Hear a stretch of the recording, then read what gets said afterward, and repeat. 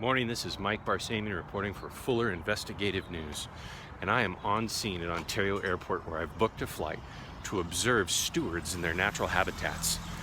I'm gonna shadow stewards and stewardesses today as we take a flight to see what does it take to be a good steward. I'm dressed as a everyday, ordinary traveler of no importance, so I can blend in. I want to enter their world and earn their trust, so I can talk with them and learn from them. Let's see what we learned today about being a good steward. All right, so I'm in the environment of the stewardesses, and they're doing a great job so far. I'm just gonna ask this passenger here what they think about stewardship. So what do you think?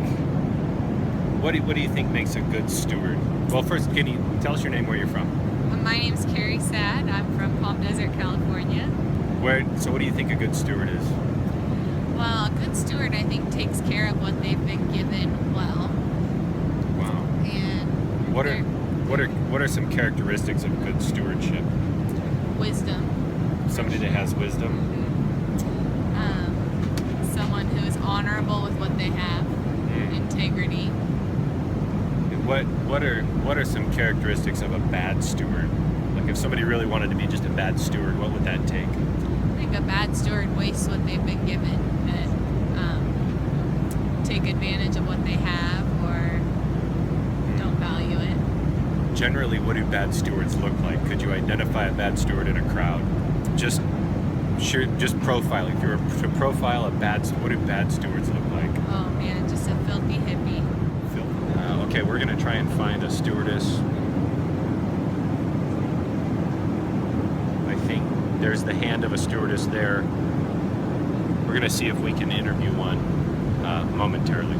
Okay, so I've made it. I'm in the back of the plane right now with two of my friends. We're gonna talk about what it means to be a good steward. And so, for the sake of anonymity, she's in the witness protection program right now, so we can't actually show her face. But I am curious, what does it take to be a good steward? You know, this company, I think, their motto is servant's heart, and that's so deep if you think about it in the context of they hire us and they look for that quality in a person when they hire us. Right. And it's seen in the interview. Okay. And we're all caretakers. We're all, should I do the circle face? I just think I wanted to get the picture of that. So you're saying we're all caretakers? We are. We try to treat people like we would treat anybody in our family. That's what I do, and that's what I think they look for when they hire people. Well, thank you very much. You heard it from the experts. It's great stewarding. These are my friends, and I appreciate their help. Thank you so much.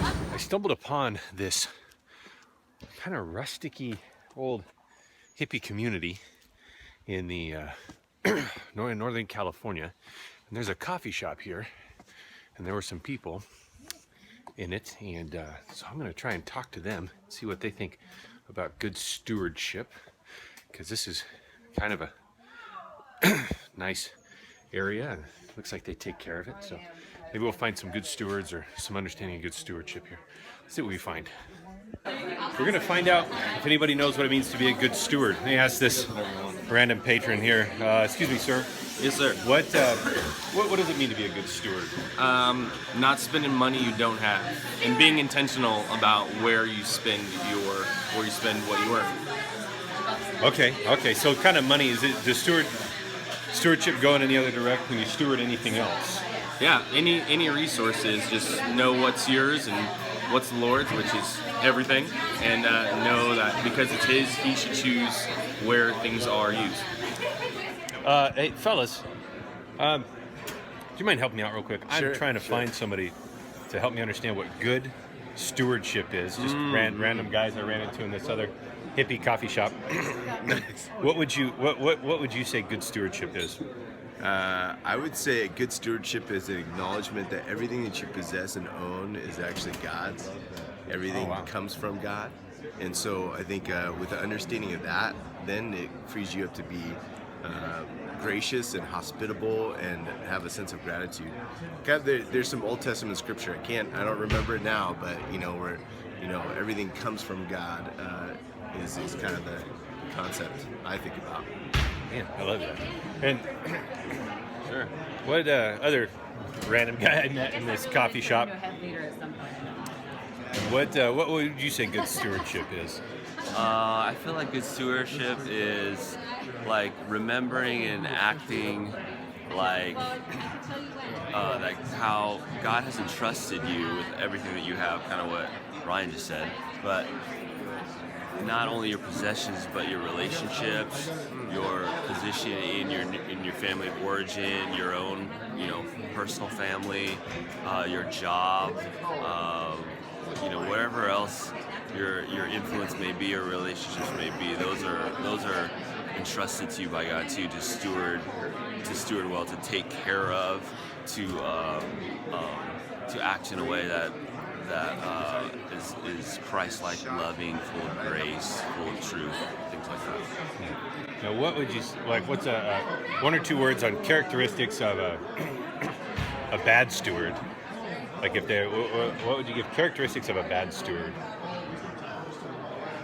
I feel like someone who's maybe careless, someone who doesn't take seriously the responsibility or doesn't recognize the responsibility they've been given, and kind of just like is selfish, I think. I would say someone who kind of like almost acts in a state of denial, like almost diffusion of responsibility, where you just kind of assume that everybody else is taking care of it.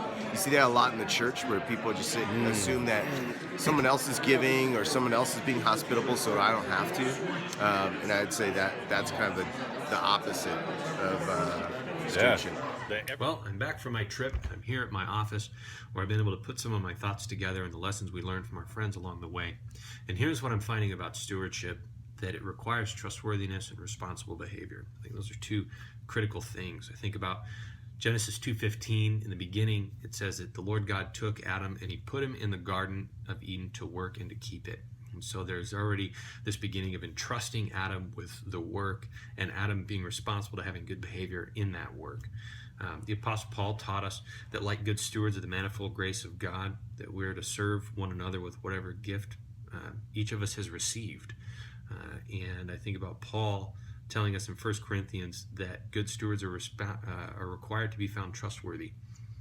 And so there's just a couple of thoughts from the scriptures of we're entrusted, so we need to be trustworthy, and we need to have good behavior as acting managers of God's gifts and talents over his creation. The word steward that you find in the Bible has to do with being a manager of a household or household affairs. And so one definition says that the head of the house or the proprietor has entrusted the management of his affairs to a steward in the care of receipts and expenditures and the duty of dealing out the proper portion to every servant and even to the children who are not yet of age. And so it requires trust for a steward to be a good steward. I was looking at Wesley's sermon on stewardship, and he said this, that we're indebted to God for all that we have, and that we're not at liberty to use what God has lodged in our hands as we please, but as he pleases, who alone is the possessor of heaven and earth, and that God has entrusted us with our souls, bodies, goods, and whatever other talents we have received. He's given us bodily strength, health, a pleasing person, an agreeable address, learning, knowledge, and education, influence over others, either by their love for us or power. He's given us time, and lastly, God's grace. And that those are things that are in our hands to manage and work with and care over other people. So as I thought about trustworthiness, I also thought about this mental model of abundance and scarcity, and how that relates to being trustworthy and having good behavior. And I think it's important because I think the living in scarcity or living in abundance affects the way that we work. So I think about this. In scarcity, we're typically less generous, more stressed, more worried, lack vision. We're not at our best. And so this could mean in scarcity that maybe we're in debt financially, that we've had poor behaviors in management. I think about like burying talents in the parable that Jesus tells us. There were those who went and acted wisely with what was given to them, and then there were those who, this guy that went and buried, the talent in the field, and that would have been a poor behavior, and this idea of scarcity, not having much. And so I think that scarcity is straining on our life, and I think it's important to ask, how did we get to a place of scarcity? And on the flip side, when we talk about abundance, I think when we live in abundance, we're able to be, and typically are more inclined to be generous with our time and money. We give more, we're less stressed. I think we have better vision for the future. And typically when our resources under management are doing well, so maybe we're not in debt, but we have some savings set aside, our work is being done well, is being managed well, then I feel that we're at our best. In abundance, it leaves us with this feeling of striving versus scarcity, which leaves us with this kind of feeling of being strained. And so here's a couple of questions to consider as you evaluate your behavior as a steward, and whether you're kind of in the mental model of scarcity or abundance. And there's really 6 questions that you can sit down and ask yourself, and they're this: what am I doing right now as a steward? So as you think about your life, what is it that you're doing right now, and maybe in the way that you manage your time or your work or your personal finances?